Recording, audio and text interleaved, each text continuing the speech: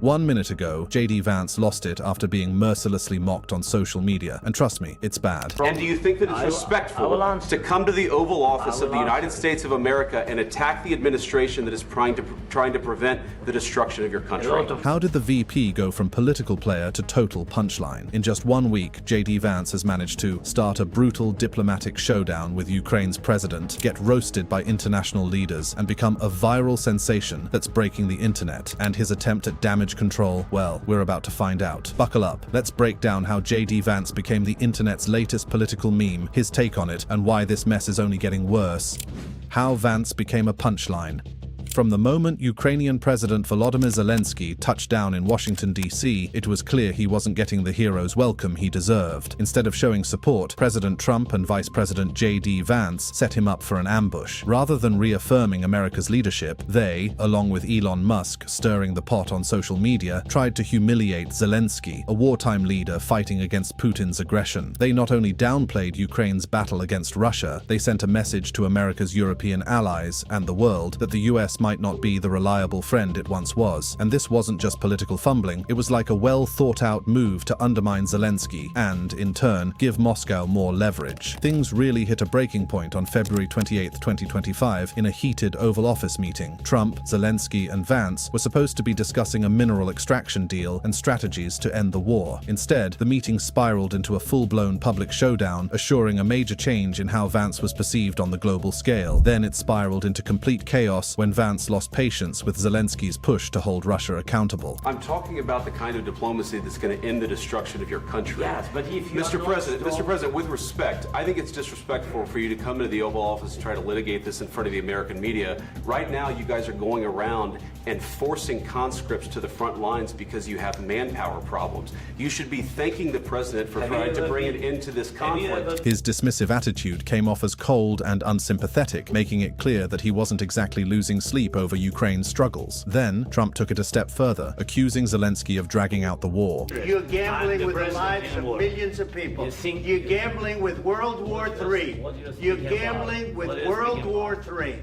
And what you're doing is very disrespectful to the country, this country. The simple diplomatic meeting instantly turned into a full-blown argument, completely derailing any real progress. And that crucial mineral extraction deal, it was left unsigned. Another major diplomatic blunder. The backlash was instant. International media tore into the US administration for publicly dressing down a visiting head of state, something almost unheard of. America's allies started questioning if they could still count on US support, while adversaries jumped at the chance to exploit the chaos.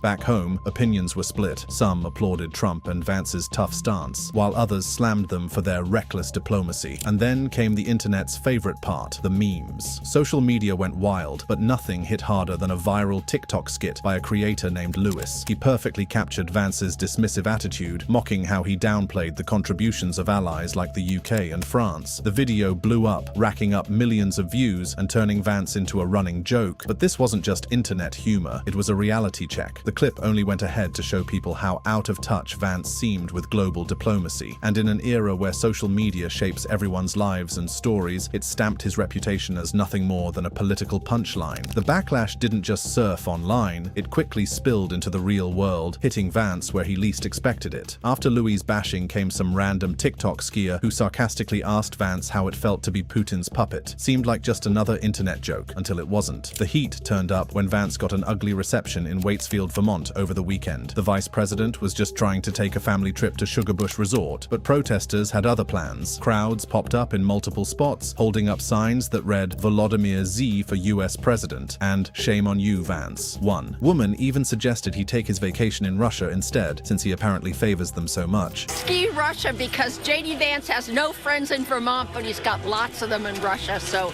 he should go there for vacation. Chants condemning his dismissive attitude toward European allies were all over the town, recorded by news stations and documented by news outlets, all reinforcing the narrative that Vance was turning into one of the most polarizing figures in US politics. Sure, the protests were planned in advance, but the level of outrage took things to another level. The people were trying to set a real-life reminder that actions have consequences. Vance's trip, meant to be a quiet break, turned into a loud and clear message from the public that the people weren't letting this slide. His words and decisions weren't just hurting America's global standing, they were following him home. And just when things couldn't get worse, a leaked interview clip surfaced text, showing Vance agreeing with a host's claim that Trump was a fraud. No hesitation, no dodging, just a confident, clear agreement. Like I said, I agree with you on Trump because I don't think that he's the person, I don't think he actually cares about folks. Overnight, he went from being the president's right-hand man to looking like just another politician playing both sides. Critics had long suspected that Vance cared more about his own career than any real political convictions, and now they had proof. The video laid it out bare. A guy who publicly pledged loyalty for power, but privately had no problem throwing his own leader under the bus. That kind of two-faced act, it doesn't go unnoticed. And it wasn't just about Trump. Vance's own words came back to bite him. His history of contradictory statements on Ukraine resurfaced, exposing a pattern that only fueled the backlash. Flashback to 2022, just days before Russia invaded Ukraine, he told Steve Bannon, "I don't really care what happens to Ukraine one way or the other." Instead, he diverted the topic to fentanyl crossing the US border. Fast forward to the present, and Vance remains a sounding critic of military aid to Ukraine, a stance that's put him at odds with both parties. Then, in February 2024, he doubled down, saying, "Given the realities that we face, the very real constraints in munitions and Ukraine's manpower, what is reasonable to accomplish, and when do we actually think we're going to accomplish it?" And my argument is, look, I think what's reasonable to accomplish is some negotiated peace. What's the translation for this? He's pushing for a deal that sounds a lot like waving the white flag, something that isn't exactly winning him fans in Washington or abroad. And just when you thought Vance couldn't dig himself a deeper hole, April 2024 rolls around, and he votes against an aid package for Ukraine. In a New York Times essay, he flat out says he's opposed to virtually any proposal for the United States to continue funding this war. His reasoning? He believes no amount of US aid will actually change how the war plays out. So what's his grand solution? Ukraine should shift to a defensive strategy. Basically, stop fighting for its territory, conserve its troops, and start negotiating. And as if that wasn't controversial enough, he went a step further, calling Zelensky's goal of reclaiming Ukraine's 1991 borders fantastical. In other words, Ukraine needs to accept that some of its land is gone for good. Yeah, that take didn't sit well with a lot of people. But wait, there's more. Back in December 2023, Vance went viral for saying US aid to Ukraine should be cut off because, and I quote, "it would be used so Ukrainian officials can buy a bigger yacht." That line alone sparked outrage. Sure, Ukraine's government has had its issues with corruption, but implying that their entire war effort is just an excuse for luxury shopping, that hit differently, especially while Ukrainians were literally fighting for survival. And that same dismissive attitude showed up again during that disastrous Oval Office meeting. When Zelensky pressed the US on Russian aggression, Vance couldn't hide his impatience. To critics, this was more than just about policy disagreements. It was about basic empathy, or in Vance's case, a total lack of it. At this point, Vance wasn't just trending. He was getting dragged across every platform imaginable. Public opinion had shifted from viewing him as a rising political figure to a self-serving opportunist whose allegiances flipped depending on what suited him best. So, basically, he built his career off of Trumpism, despite previously criticizing Trump, and his stance on Ukraine only reinforced the idea that he prioritized political gains over genuine leadership. Now, when a politician finds themselves in the middle of a full-blown PR disaster, they have two options: own up and course correct, or go into damage control mode with a mix of deflections, justifications, and well-rehearsed talking points. Vance, of course, went with option 2, so let's take a look at how he handled that, or at least the kind of excuses he used.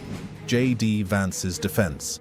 So, J.D. Vance found himself in hot water after that intense White House meeting with Zelensky and Trump. During the sit-down, he basically accused the Ukrainian president of not being grateful enough, which, unsurprisingly, didn't go over well. Fast forward a few days, and Vance is on Hannity trying to explain himself. Meanwhile, protests are following him everywhere, so much so that his ski trip to Vermont got interrupted by some very angry locals. On Hannity, Vance stood firm, claiming that the whole situation blew up because of a journalist's question, which apparently set Zelensky off. He also threw in some comments about a lack of respect and a sense of entitlement. Basically, he's sticking to his words, but it's not exactly putting out the fire. During that tense Oval Office meeting, Vance tried to lay out why diplomacy is key to ending Putin's war, but things took a turn when Zelensky jumped in with a follow-up question. Vance then went on to recap Russia's 2014 annexation of Crimea, failed peace deals, and a ceasefire that the Kremlin straight up ignored in 2019. Then came the Fox News interview. Vance, who was still in defense mode, insisted that he was the victim here, claiming Zelensky came at me. He also said he was just trying to defuse the situation, which, judging by the backlash, didn't exactly work. Meanwhile, the White House just dropped shocking news. They're putting aid to Ukraine on pause until they see a good faith commitment to peace. What does this mean? Well, Ukraine will have to prove that they're serious about negotiations or the money stops flowing, and if things weren't bad enough for Vance, he's now getting roasted all the way from Australia. Western Australian Premier Roger Cook was asked to describe Vance in one word during a Q&A, and his response led to calling Vance a knob. The crowd laughed, and honestly, it seemed like a lot of people agreed. The crowd ate it up, and he followed up with, "Sorry, you've got to have one unprofessional moment on stage." Former WA Premier Mark McGowan, who was also there, backed him up, saying Cook was just being honest. Meanwhile, Australian Treasurer Jim Chalmers got hit with questions about it at a completely unrelated press conference. He called Cook an outstanding premier, but made it clear he personally would have picked a different word. Still, he wasn't about to throw shade at Cook's choice of insult either, which means he saw Vance in the same light that they did. Vice President J.D. Vance just continues to make headlines, and not in a good way. This latest controversy has only gotten people to the conclusion that he is a political firestarter. Even before taking office, Vance was loud about his skepticism of US involvement in foreign conflicts. Now, his tense Oval Office exchange and defiant public defense have only fueled the perception that he's more about confrontation than cooperation. At the heart of this debate is a bigger issue: how leaders should handle diplomacy. Now, some folks are saying America should focus on its own problems instead of Ukraine, but that's a wrong choice. The US can handle its own issues and still push back against guys like Putin. The real problem is that the Congress keeps cutting smart foreign aid while protecting tax breaks for the ultra-rich and keeping bloated defense programs that don't even work. It's more of misplaced priorities at this point, and talking about numbers, since 2022, Congress has put $174.2 billion into Ukraine. It may sound like a lot, but in reality, that's less than 1% of the federal budget over those years. And here's the thing, 90% of that money actually goes to American companies and workers. So it's not just about helping Ukraine, boosting US jobs and industries is highly involved too. Now, let's compare that to Trump's big idea, an Iron Dome for America, designed to stop threats like Russian ballistic missiles. The estimated price tag was a mind-blowing $2.5 trillion.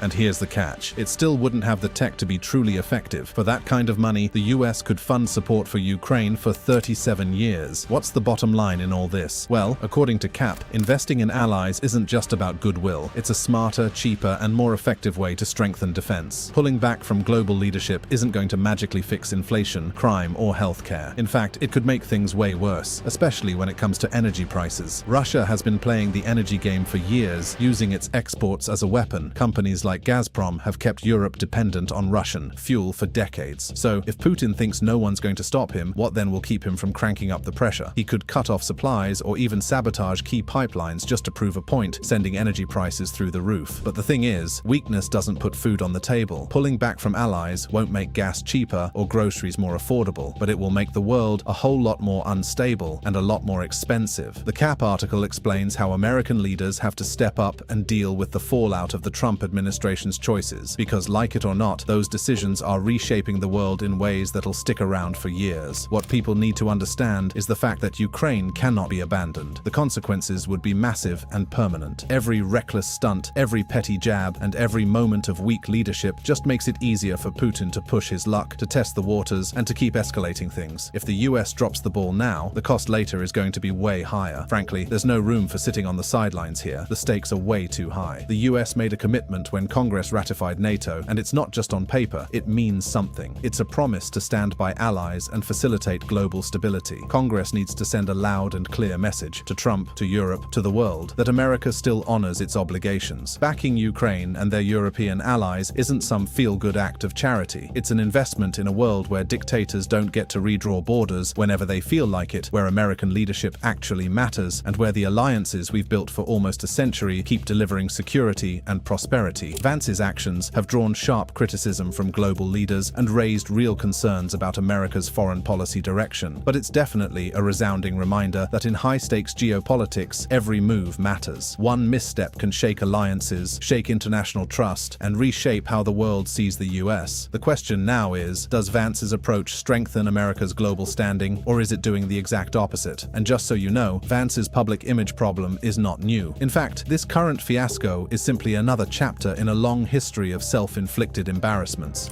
A masterclass in public embarrassment. Early this year, at the Munich Security Conference on Friday, February 14th, 2025, Vance had a chance to smooth things over and maybe win some people back. Instead, he went full offense. According to him, the biggest threat to America's European allies isn't Russia or China, it's from within. And if that wasn't controversial enough, he also downplayed foreign election interference. His view here was that if a democracy can be destroyed by a few $100,000 in social media ads, then it wasn't that strong to begin with. He even persisted, saying that just expressing opinions, no matter where they come from, isn't election interference. Then, for some reason, he dragged Greta Thunberg and Elon Musk into the mix, basically saying, if American democracy can survive 10 years of Greta Thunberg's scolding, you guys can survive a few months of Elon Musk. Well, that didn't sit well. Germany's defense minister Boris Pistorius fired back, calling Vance's remarks unacceptable. He even suggested Vance was comparing parts of Europe to authoritarian regimes, something Pistorius made clear is not the Europe he knows. And Vance, he wrapped it up by saying that if politicians are scared of their own voters, there's nothing America can do for them. So yeah, another day, another controversy for JD Vance. Pistorius probably found Vance's comments extra concerning, given what's happening in Germany right now. The far-right anti-immigration party Alternative for Germany, AfD, is polling in second place ahead of the national election on February 23rd. AfD has about 20% support, but mainstream German parties refuse to work with them, a stance known as a firewall. Vance, however, wasn't a fan of that idea. During his speech, he declared, "Democracy rests on the sacred principle that the voice of the people matters," before taking a jab at Germany's political approach, saying, "There's no room for firewalls." His speech didn't exactly land well. Social media tore into him, and plenty of people pointed out how awkwardly quiet the conference room was while he was talking. In another instance, Senator JD Vance threw out a challenge for Americans to visit Springfield, Ohio in September 2024, standing firm on a racist lie he and former President Trump pushed. Speaking at a campaign rally in Pennsylvania, Vance addressed a reporter who got booed just for asking about his wild claim that Haitian immigrants in Springfield were eating pets, a completely false story that he openly admitted to creating just to get media attention. Instead of backing down, Vance went on the attack. The media has lied and misrepresented this, and so, of course, has the Kamala Harris campaign. Then came his challenge. Does anybody really think? I challenge you. Go to Springfield, Ohio, which has been overwhelmed by 20,000 Haitian immigrants. Go to any community that's been overwhelmed by Kamala Harris's illegal alien policies and tell me that these are stories made up by politicians. But guess what? They are fake. But that hasn't stopped Vance from persisting and using them to fire up his base. Vance's comments came at a time when Springfield, Ohio, had been hit with over 30 bomb threats, forcing Mayor Rob Rue to declare emergency powers to mitigate public safety concerns. Even Ohio Governor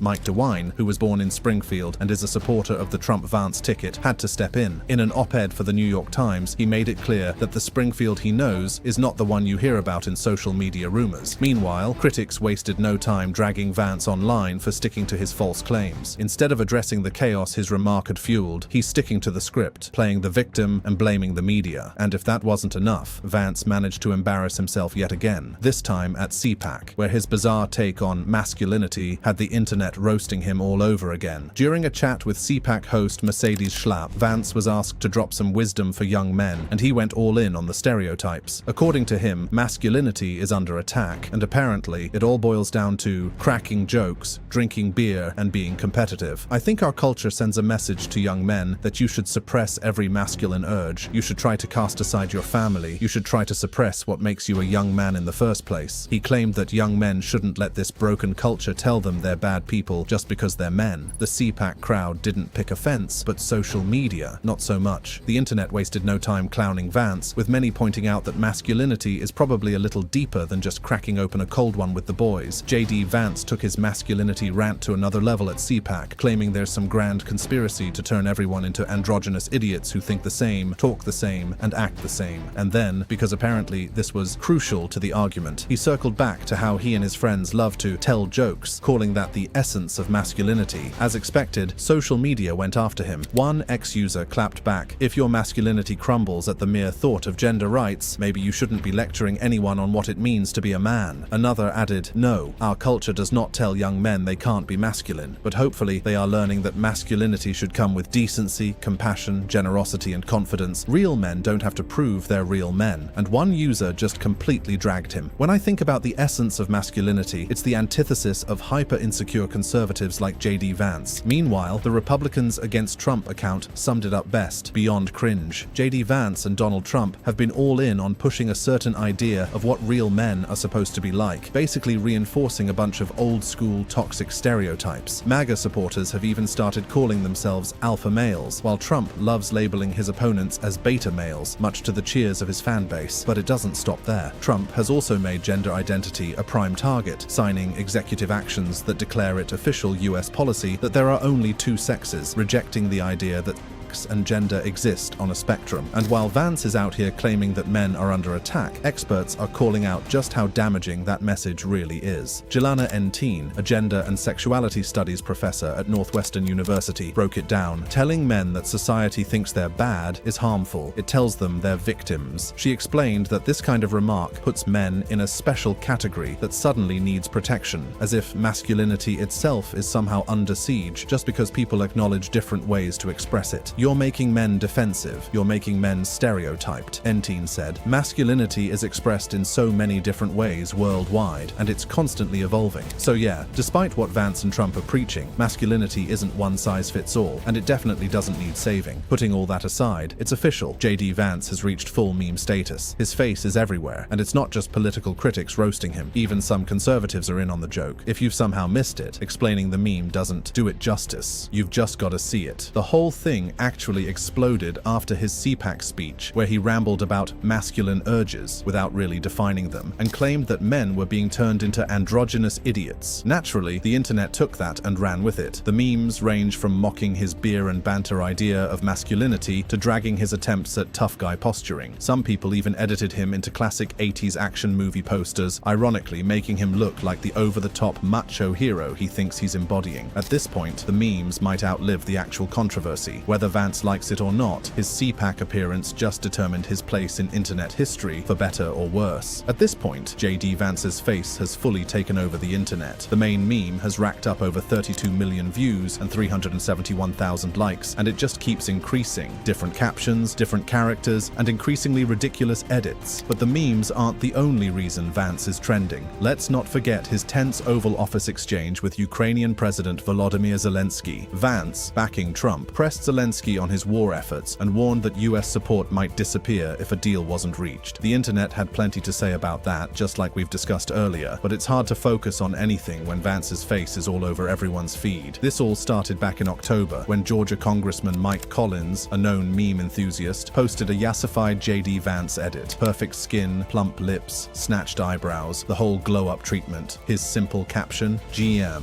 Classic. The internet ran with it. The side-by-side comparison of yassified JD and regular JD just made his face seem bigger, and now we have inflated Vance, cartoon Vance, AI-generated movie villain Vance, the list goes on. Funny enough, both sides of politics are in on the joke. Normally, anything remotely political causes a massive divide online, but this? A bipartisan meme masterpiece. Of course, some people are wondering if all this is crossing into cyberbullying territory. Even though Vance isn't exactly new to internet trends, having jumped on memes himself in the past, this level of viral fame might be a lot to handle. At the end of the day, though, the internet has spoken, and right now it speaks in JD Vance memes. But here's the thing, the vice president hasn't said a word about it. No acknowledgement, no public reaction, nothing. Which, honestly, how do you even respond to this? Like, do you laugh it off? Do you pretend it's not happening? Or do you just sit there, quietly wondering if this is what your political career has come to? Your face being the internet's new favorite punchline? Sure, history books might be remembered this week for the heated discussion with Zelensky, but the internet will remember it for one thing and one thing only: JD Vance's face memes. At this point, his career has become a case study in political missteps and self-sabotage, and with every new blunder, the internet ensures that JD Vance's reputation as a walking meme remains firmly intact. Enjoyed the video? Crave more excitement? Stay tuned by clicking on any of the cards on your screen right now for more thrilling content. See you next time.